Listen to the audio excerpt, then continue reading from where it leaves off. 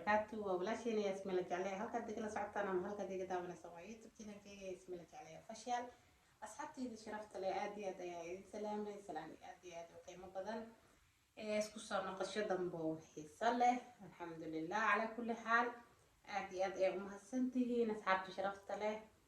كوهري اللي جوي يكوه يقع صبه هدي أدي قع صبت هاي أما هدي أتم كوهري ساعات صوب وقت الجنة الكيجا بليز سبسكرايب لايك شير كل إيه وقبة وقت كامل إيميسو أنا جوه بيجي تريسا أديكو آدي أمها سن حاول محيودي وضع ولا شيء يسمى لجعلي maalmahan waxaan rabaa ariiro aad iyo aad iga murugeysiisay inaan meeshan ka hadla ama ka dhaho gabadha la dhahaa oo youtuberada ah Xafsa Queen ayaantan aad iyo aad ayaa loogu dhakan yahay social media oo dhanba iyada ayaa haysata ama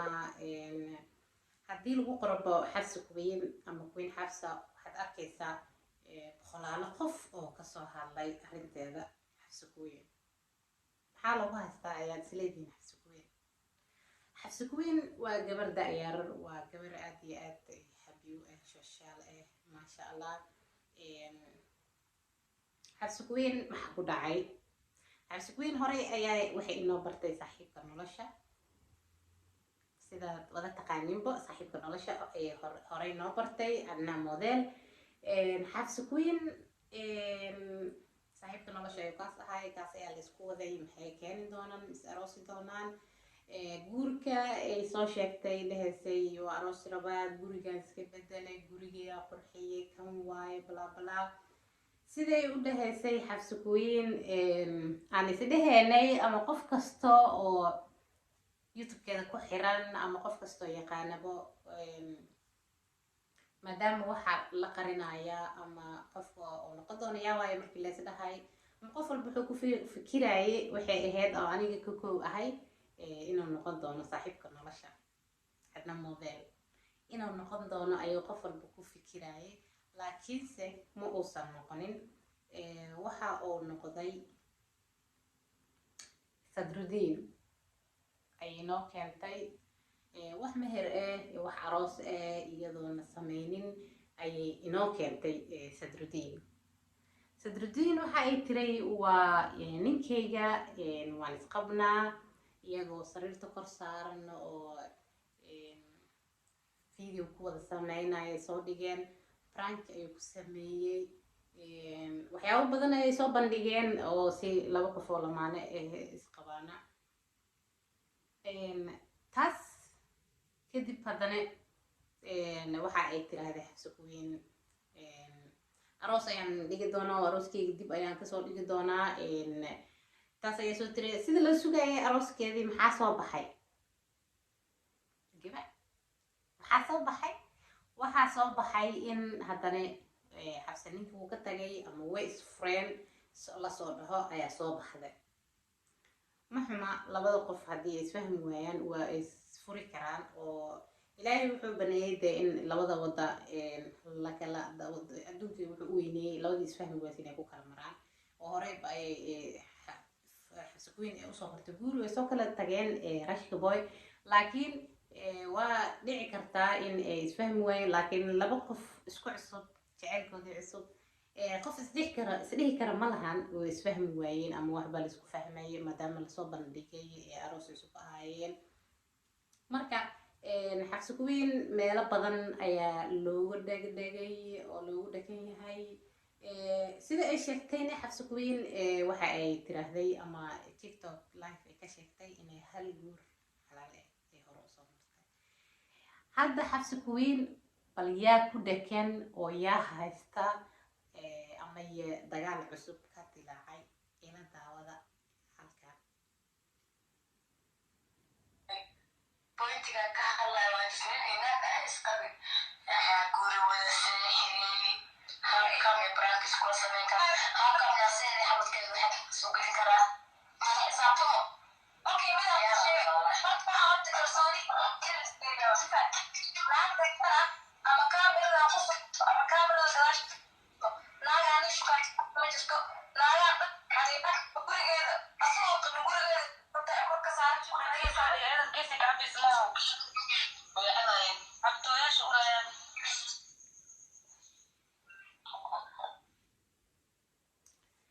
taasi waa rasmi rays iyo baaro. rasmi rays sidaad wada ogtihiin ama tiktok waxaa la wadwaday ama youtube wiilka hadda ugu dambeeyey xabsi queen kala tageen ama saaxiibkii ay ahaayeen ayaa iyadana sidaan jeclahay saaxiib la ahaan jiray. baarana waa taqaaniin oo waa saaxiibka nolosha xaaskiisii hore oo dhashay wiilka. bal ila sii daawada waxa ay leeyihiin waxay tiri rasmi rays waxa ay dhahday halkee lagu arkay nin iyo naag isla seexanayo haddaysan isqabin, maxaa ay u siinaysaa, maxay xabadkeeda u gelinaysaa, maxay iskugu dhegdhegayaan haddii ay isqabin. bal aan sii daawano waxa ay dhaheen. baa dhihi doonta hadda qofka isoo wax ku furan wax kale lagu sii koro haddana social media mideeda kale tabarteeda social media na noqoto sanadka maanta tobanka wallahi karoon guriga intuu nagu xiray oo dagaal naga soo reebay baaro caar samba ku celi waay oo samba ku kari waay comment wax walba sameeyay afbalaya wallahi afka ku dhufna edab yeelo mideeda kale xunuga dhale saala yeelay hebelo waaye مستر موسى هبلو أنا ما عارف كأقل تدعي نجم عافي ما عارف ولا ولا لي قبل عافي ذاك قلبي قلبي موسى نروح نستجوجا ناق اللي هو السلي هاي شكلاني تبليس عندما أنا حاليا أقف وين أنا نقضه وقرتينا كجرا إذا بيالو ورجعت هدايا والله بارو بس أنا واحد حلبة وذا حلقة وسكين ما هذا قفك ستريس بقى كفر جوجي قفك أنا في حرقة وما دري صاحبي أنا صاحبي لو أنا أيضا مرة حين كرت فاهمينه أما وأنا كانت كرتها وحكي لكن مستلفون مكان زوسو محل taasna waa mustalifa oo kala dhaxgalaysa baara iyo xabsi queen. waxay tiri qofka looma qoro waxa uu dhahaa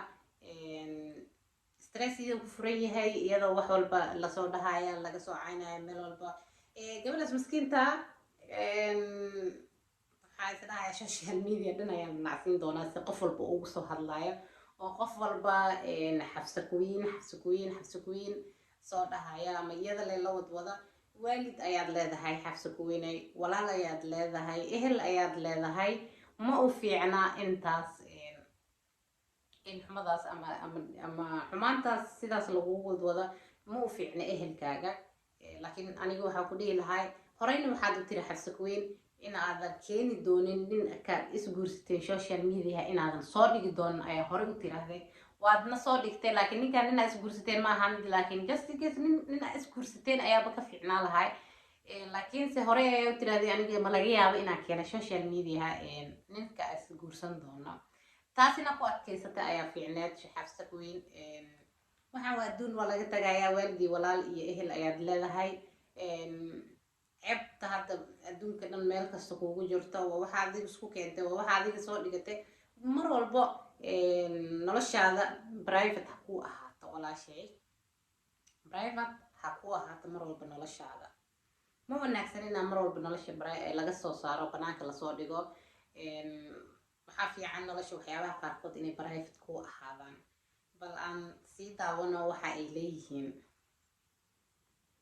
كفيرستيد أدي ومناسن تهاي سومالان كودينيس أن كود هلا سمو واحد أديك إسكتيني لكن حدا يرتنا ودي أديك إسكتير كرو ماركت إياه forget إسكتير كرو سومر والبنا كوديك تونو وحول بقى سمينيس إيماش عدتا تجيسد سومالان مركي قعنا أنا لأن حمان ما هاي قفل تعليها إياه لعنا أنت قفل تعليها إياه وحلو الشيء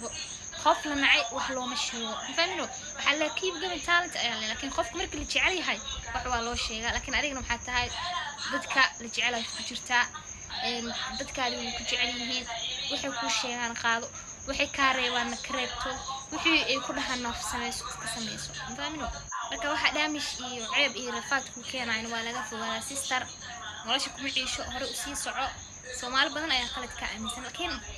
runaantii waxa tahay qof aad iyo aad qalbigeeda dayib saas abyad u ahaatahay laakiin hal cilad baa jirta hal cilad asxaabta sharafta leh xabsi queen waa ay heshay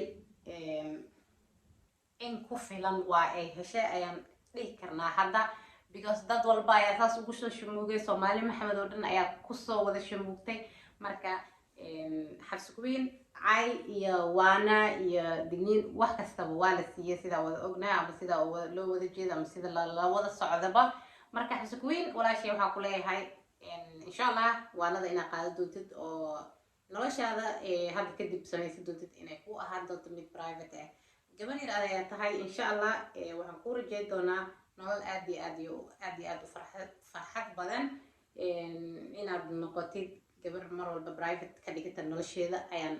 ku leeyahay aad iyo aad ayaad u mahadsantihiin daawashadiina asxaabta sharafta leh oo walaashiina yaasmiin la jecleeyay oo mar labaad idin leh please subscribe-ka ha ii iloobina like-ta ii dhaha si asxaabta kaleenta ay ku gaaraan share ii dheh adigoo mahadsan comment qurux badan iigu soo qor xagga hoose adigoo mahadsan waxyaaba qaarkood haddii aad ila wadaagaysid